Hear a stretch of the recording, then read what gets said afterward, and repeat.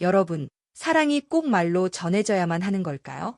혹시 단 한 송이 꽃으로도 진심이 전해질 수 있다고 믿으시나요? 나는 늘 부엌 창문 너머로 그 장면을 보곤 했다. 매주 금요일 저녁, 민수는 작은 꽃다발을 들고 들어왔다. 핑크빛 프리지아, 연보라색 수국, 때론 장미. 그 꽃들은 언제나 수진의 것이었다. 내 딸, 그의 아내. 하지만 이상하게도 그의 시선은 현관에 들어서기 전 언제나 나의 창문 쪽을 먼저 바라보았다. 짧은 눈빛, 아무 말 없이 지나가지만 그 순간마다 내 심장은 묘하게 뛴다. 엄마, 민수가 또 꽃 사왔어요. 예쁘죠? 수지는 그렇게 말하며 방으로 들어가곤 했다. 나는 늘 웃으며 고개를 끄덕였다. 정말 다정한 남편이네. 하지만 내 마음은 점점 더 조용히 무너지고 있었다. 그가 꽃을 고를 때 보여준 섬세함.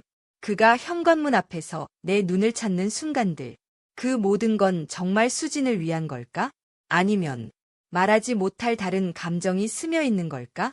처음엔 그저 고마웠다. 나이가 들수록 누군가의 따뜻한 말 한마디가 얼마나 소중한지 안다. 민수는 그런 사람이었다. 장모님, 오늘도 예쁘세요. 이런 날씨엔 따뜻한 차 드셔야죠. 꽃 좋아하신다고 해서 어울릴 것 같아서 골랐어요. 그런 사소한 말들. 하지만 내게는 오래 묵은 외로움을 덜어주는 약과도 같았다. 나는 그가 사온 꽃들을 멀리서 바라보며 그 꽃 중 하나쯤은 언젠가 내 몫이었으면 이라는 말도 안 되는 생각을 하곤 했다. 어느 날 민수가 혼자 들어왔다. 수지는 친구들과 여행을 갔다고 했다. 나는 당연히 거리를 두려 했지만 그는 조용히 식탁에 앉아 말했다. 장모님, 사실 오늘 이 꽃은 수진이 아니라 장모님께 드리려고요. 그 순간 시간이 멈춘 듯했다. 눈앞에 놓인 작은 백합 한 송이. 나에게? 나는 조심스럽게 물었다. 그는 웃으며 말했다. 항상 저희 뒷바라지 해주시고 말없이 힘이 되어주시니까 그냥 감사한 마음이에요. 진심으로요. 나는 웃으며 꽃을 받았다. 하지만 내 안에선 감사보다 더 깊은 무언가가 피어오르고 있었다. 그날 밤 꽃병에 백합을 꽂아두고 나는 오래도록 잠들 수 없었다. 이건 단지 고마움일까? 아니면 내가 감정을 오해하고 있는 걸까? 나는 아무에게도 말하지 못했다. 특히 수진에게는. 나는 그저 이 감정이 어디로 향하는지 아직은 두려웠다. 하얀 백합이 꽃병 속에서 조금씩 피어나고 있었다. 향기는 은은했고 그 향은 집안 구석구석 번져 내 마음속까지 스며들었다. 민수가 준 그 한 송이 꽃은 그냥 고마움이라고 말했지만 나는 그날 이후 민수가 예전과는 조금 다른 사람처럼 느껴졌다. 그 주 내내 나는 그 꽃병 앞을 지날 때마다 자꾸만 민수의 말을 떠올렸다. 그냥 감사한 마음이에요. 진심으로. 진심. 그 말이 마음속 깊은 곳을 두드렸다. 그의 진심이 정말 나를 향한 감정이었을까? 아니면 내가 외로움에 빠져 스스로 착각한 것일까? 나는 그 경계선 위에서 수없이 질문을 반복했다. 며칠 후 수진이 여행에서 돌아왔다. 딸은 늘 그렇듯 밝고 따뜻했다. 하지만 이상하게도 그녀의 눈빛을 마주칠 때면 가슴 한켠이 조여왔다. 엄마, 그 백합 예쁘다. 민수가 사줬지? 그 사람은 정말 감성파야. 나는 웃으며 고개를 끄덕였다. 응, 그러게 말이다. 말은 했지만 그 백합이 나를 위한 것이라는 말은 차마 입 밖에 낼 수 없었다. 어느 날 저녁, 비가 내리는 조용한 날이었다. 민수가 잠시 들렀다. 수지는 친구를 만나러 나갔고 우리 둘만 남게 되었다. 나는 늘 그렇듯 차를 끓여냈고 민수는 조용히 식탁에 앉아 있었다.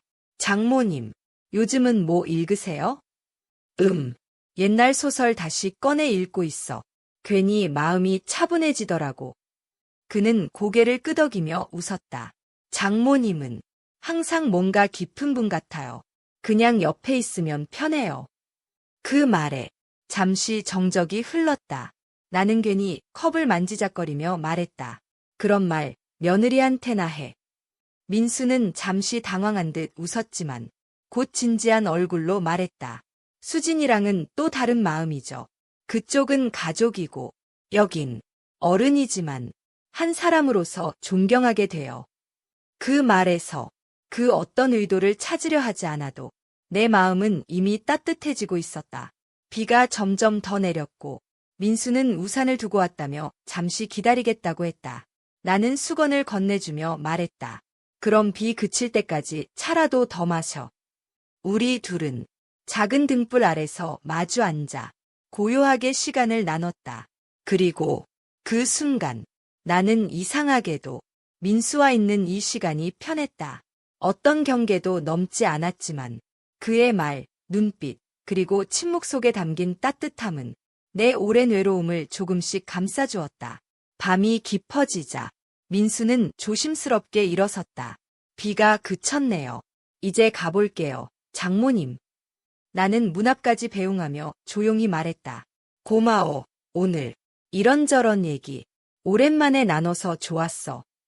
그는 고개를 숙이며 저도 이런 시간 소중하게 느껴져요. 라고 답했다. 문이 닫히고 나는 한동안 그 자리에 서 있었다. 가슴이 이상하게 따뜻하고 조금은 떨렸다. 그날 밤 나는 처음으로 일기를 썼다. 오늘 민수와 나눈 대화가 자꾸 떠오른다. 나는 왜 이런 감정을 느끼는 걸까? 그저 고마움일까? 아니면 내가 잊고 있었던 누군가와 연결되고 싶은 마음일까? 이 감정을 이름 붙일 수 없기에 그저 조용히 내 안에 두기로 했다. 그리고 다음 날 민수가 조심스럽게 전화를 걸어왔다. 장모님, 혹시 다음 주 토요일 같이 전시회 가실래요? 수지는 일 때문에 못 간다고 해서요. 혹시 시간 괜찮으시면. 나는 한참을 망설이다가 작게 대답했다. 응, 좋아. 오랜만에. 그날 백합은 아직도 시들지 않고 꽃병 속에서 내 마음처럼 조용히 피어나고 있었다. 전시회 당일 나는 평소보다 조금 더 신경 써서 옷을 골랐다. 별일도 아닌데 왜 이리 떨리는 걸까? 거울 앞에 선 나를 보며 마음속으로 다짐했다. 그냥 전시회, 그냥 사위랑 외출, 그 이상도 이하도 아니야. 하지만 가슴 한켠의 두근거림은 마치 오래된 감정의 문을 조용히 두드리는 것 같았다. 전시회장은 생각보다 사람이 많았다. 민수는 미리 와서 기다리고 있었고 나를 보자 환하게 웃었다. 장모님, 오늘 진짜 멋지세요. 전시회보다 장모님 보는 게 더 설레는데요? 그 말에 나는 당황하며 웃었다. 말도 안 되는 소리 하고 있어. 그는 웃으며 손에 들고 있던 티켓을 건넸다. 가시죠. 오늘은 편하게 즐겨요. 전시는 잔잔한 수채화와 감성적인 문구들로 구성돼 있었다. 우리는 천천히 걸으며 작품 하나하나를 감상했다. 중간중간 작품에 대해 이야기 나누다 보니 시간이 어떻게 흘렀는지도 몰랐다. 어느 그림 앞에서 민수가 조용히 말했다. 이 그림, 뭔가 장모님 같아요. 나는 고개를 갸웃했다. 그는 잠시 말을 고르다 답했다. 겉보기엔 조용하고 단정하지만 자세히 보면 그 안에 따뜻함과 깊이가 느껴지는. 그 말을 듣고 나는 아무 말도 할 수 없었다. 내가 오랫동안 잊고 살았던 여성으로서의 나를 그가 꺼내어주는 듯한 느낌이었다. 전시가 끝난 후 민수가 근처 작은 카페에 데려가 주었다. 창밖에는 부드러운 햇살이 쏟아지고 있었고 우리는 창가 자리에 앉았다. 장모님, 가끔 생각해요. 이렇게 차분하고 편안한 시간이 얼마나 귀한지. 나는 고개를 끄덕이며 말했다. 나도 그래. 이젠 일상 속 작은 순간들이 더 소중하게 느껴져. 그는 컵을 잡은 손을 살짝 떨며 말했다. 사실 장모님과 있으면 마음이 안정돼요. 이상하죠? 원래는 아내에게 그런 감정을 느껴야 하는데. 나는 숨을 멈췄다. 그의 말이 가지는 무게와 위험성을 누구보다 잘 알고 있었다. 하지만 그 또한 진심이었고 나는 그 마음을 부정할 수 없었다. 민수야, 그 말 너무 쉽게 꺼내면 안 돼. 우리 관계는 책임져야 할 것들이 너무 많잖아. 그는 고개를 숙이며 조용히 말했다. 알아요. 그래서 더 조심스럽고 그래서 더 솔직하고 싶어요. 그날 이후 우리는 서로의 시간을 더 많이 의식하게 되었다. 우연히 마주친 듯 자연스럽게 시간을 보내지만 그 안에는 더 깊어진 감정이 조용히 자라나고 있었다. 어느 날 민수가 작은 책 한 권을 건넸다. 장모님이 예전에 좋아한다고 하셨던 시집이에요. 헌책방에서 어렵게 찾았어요. 책을 받아든 순간 나는 그 마음에 울컥하고 말았다. 이걸 왜 이렇게까지? 그는 조용히 말했다. 장모님이 웃는 걸 보면 나도 괜히 마음이 편해져요. 그게 전부예요. 하지만 이 평온함이 오래갈 수 없다는 걸 나도 민수도 알고 있었다. 어느 저녁 수진이 식탁에 앉아 민수를 향해 무심코 말했다. 요즘 당신 엄마한테 너무 잘하지 않아? 친해지는 건 좋은데 너무 특별해 보일 때가 있어. 순간 공기가 얼어붙은 듯 했다. 민수는 가볍게 웃으며 대답했다. 그냥 장모님이 고생 많으셔서 그래. 요즘 힘드신 것 같기도 하고. 나는 아무 말도 하지 못한 채 밥숟가락만 만지작거렸다. 수진의 말 속에는 의심이 없었지만 그 무심한 한마디가 우리 사이에 놓인 얇은 유리를 깨뜨릴 수도 있었다. 그날 밤 나는 민수에게 문자를 보냈다. 우린 지금 감정을 멈춰야 해. 수진은 아무것도 모르지만 나는 더 이상 이 마음을 감출 자신이 없어. 민수는 곧바로 답장을 보냈다. 장모님, 저도 매일 고민해요. 하지만 장모님이 힘드시면 저도 멈출 수 있어요. 대신 언젠가 마음이 허락된다면 다시 얘기해도 될까요? 나는 눈을 감았다. 눈물 한 줄기가 흘렀다. 다음 날 나는 백합을 꺼냈다. 이미 시들어버린 꽃이었지만 그 안에는 여전히 향기가 남아있었다. 내가 사랑한 건 꽃을 준 손길이 아니라 그 속에 담긴 따뜻함이었다. 그리고 이제 나는 그 감정을 천천히 놓아주려 한다. 하지만 언젠가 다시 꽃을 받을 수 있다면 그땐 조금 더 당당하게 웃을 수 있기를. 사람의 마음은 이상하다. 놓아야 한다고 생각할수록 더 선명해지고 잊어야 한다고 다짐할수록 더 깊이 남는다. 나는 그날 이후로 민수를 일부러 피했다. 연락이 와도 바로 답하지 않았고 그가 집에 들른다는 말을 들으면 외출을 택했다. 그를 미워해서도 그의 마음을 가볍게 여겨서도 아니었다. 그저 이 감정을 더 키우지 않기 위해서였다. 며칠 동안 집은 조용했다. 백합은 결국 시들었고 나는 말없이 꽃잎을 하나하나 정리해 쓰레기통에 버렸다. 그 꽃은 내게 너무 많은 걸 남겼다. 잊고 있던 설렘, 누군가에게 다시 기대고 싶다는 마음, 그리고 무엇보다 나는 아직 끝난 사람이 아니다 라는 사실. 나는 거실에 앉아 오래된 사진첩을 꺼냈다.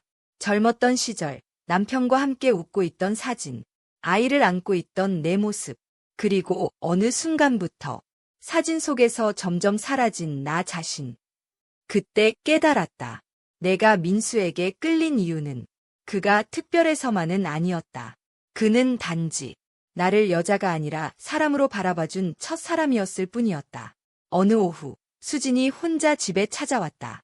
딸은 예전보다 차분해 보였고 어딘가 조금 어른스러워진 얼굴이었다. 엄마, 차 한 잔만 마시고 갈게.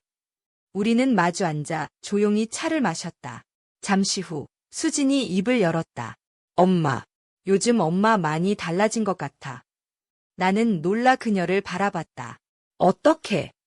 전엔 항상 나랑 민수만 걱정했잖아. 근데 요즘은 엄마가 엄마 인생을 생각하는 것 같아. 그 말에 나는 잠시 말을 잃었다. 딸은 미소를 지으며 말을 이었다. 사실 나도 결혼하면서 느꼈어.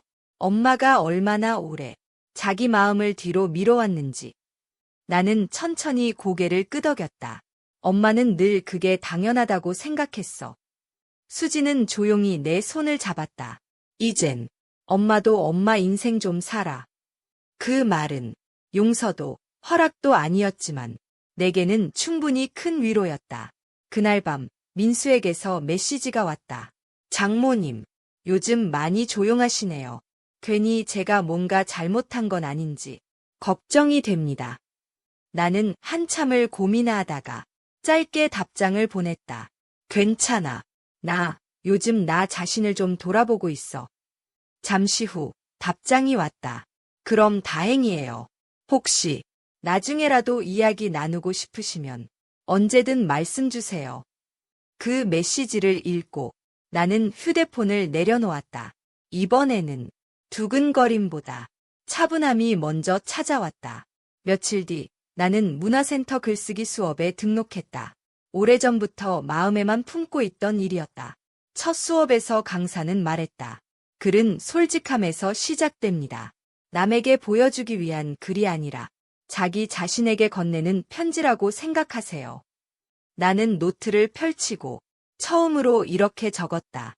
나는 오랫동안 누군가의 엄마였고, 누군가의 아내였고, 누군가의 장모였다. 하지만 그 모든 이름 뒤에 나는 없었다. 이제야 내 마음의 이름을 부르고 싶다. 글을 쓰며 나는 처음으로 울지 않았다. 대신 마음이 가벼워졌다. 시간은 조금씩 흘렀다. 민수와의 거리는 자연스럽게 정리되었다. 그는 여전히 외에 바르고 따뜻했지만 이전처럼 감정을 담아 바라보지 않았다. 어쩌면 그도 스스로를 정리하고 있었을 것이다. 어느 날 가족 모임에서 우리는 오랜만에 같은 공간에 있었다. 민수는 수진 옆에서 차분하게 웃고 있었고 나는 그 모습을 보며 이상하게도 마음이 놓였다. 그는 나를 보며 짧게 고개를 숙였다. 나는 미소로 답했다. 그것이면 충분했다. 집으로 돌아오는 길, 나는 혼잣말처럼 말했다. 그래, 이 감정은 사랑이 아니라 깨어남이었어. 누군가를 통해 내가 아직 살아있다는 걸 느낀 것, 그것만으로도 충분히 의미 있는 일이었다. 몇 달 후, 나는 작은 수필 하나를 완성했다. 제목은 이랬다. 꽃을 받지 못한 여자. 그 글의 마지막 문장은 이렇게 끝났다. 나는 결국 꽃을 받지 않았다. 하지만 그 꽃 덕분에 나 자신을 다시 피워냈다. 이제 나는 아침마다 산책을 하고 글을 쓰고 나를 위한 시간을 산다. 가끔 외로울 때도 있지만 그 외로움은 이제 나를 삼키지 않는다. 나는 안다. 사람은 언제든 다시 시작할 수 있다는 걸. 사랑이 아니라도, 설렘이 아니라도, 자기 자신을 향한 존중만으로도 삶은 충분히 따뜻해질 수 있다는 걸. 그리고 그 모든 시작은 말하지 못했던 그 한 송이 꽃에서 비롯되었다.